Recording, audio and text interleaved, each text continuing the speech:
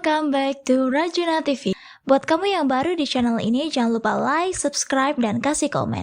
Terus dukung pertumbuhan channel kami melalui Saweria ya. Terima kasih, selamat menonton. Hai kawan Rajuna TV, apa kabar? Semoga kamu dalam keadaan sehat dan bahagia ya. Dalam video ini yuk kita lanjutkan membahas tentang proses lahirnya Bodhisatta di Taman Lumbini. Ketika Ratu Mahamaya sampai di Taman Lumbini, ia memegangi dahan pohon bainyan putih atau plaksa, atau kita kenal sebagai pohon salak. Saat Bodhisatta lahir, beliau langsung bisa berjalan. Beliau melangkah sebanyak 7 kali dan setiap pijakan kakinya muncul bunga teratai. Kelahiran Bodhisatta disebut meriah oleh para dewa dan juga Raja Suddhodana.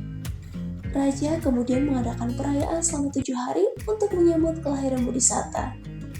Namun Ratu Mahamaya kemudian meninggal setelah 7 hari melahirkan Bodhisatta.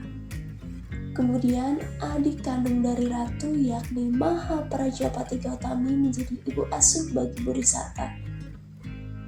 Suatu hari Petapa Asita datang mengunjungi istana untuk melihat bayi raja. Asita kemudian mengatakan bahwa kelak sang bayi akan menjadi Buddha.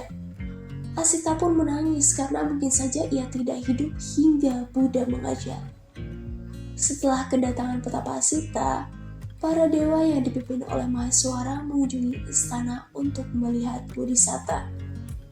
Kemudian bayi Bodhisatta diberi nama Sarwartasida atau dikenal sebagai Siddhartha.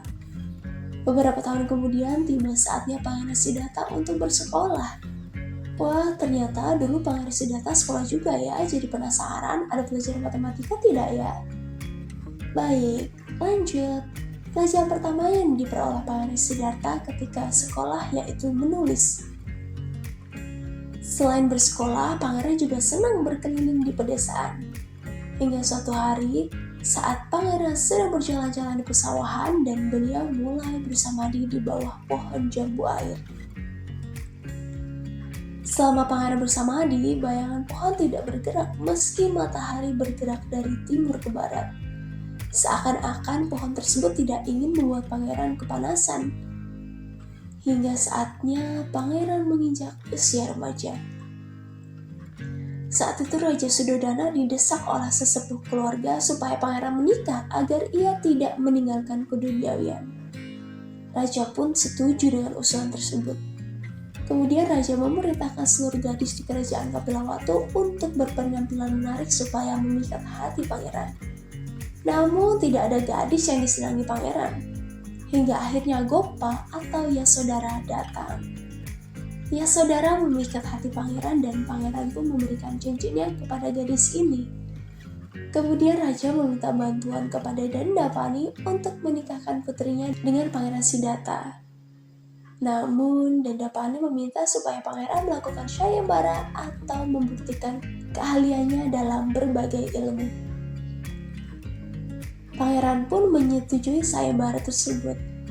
Hingga tiba saatnya sayembara dilakukan. Mula-mula Pangeran diuji tentang keahlian matematikanya oleh ahli perbintangan istana.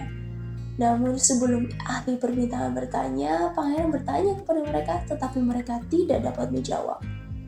Ketika ahli perbintangan bertanya kepada Pangeran, justru Pangeran dapat menjawab pertanyaan mereka dengan baik.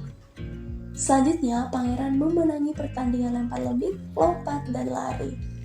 Selain itu, Pangeran juga memenangi pertandingan memanah, di mana beliau dapat memanah sangat jauh hingga satu anak panah itu menembus 7 pohon palem.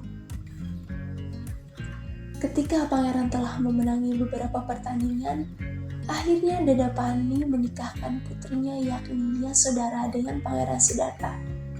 Ngomong-ngomong nih ya, pada saat sayembara, tidak hanya Pangeran Siddhartha yang ikut, tapi juga banyak pemuda lainnya yang ikut. Dan akhirnya Dandapani menikahkan putrinya yaitu Gopa atau Yasodhara dengan Pangeran Siddhartha.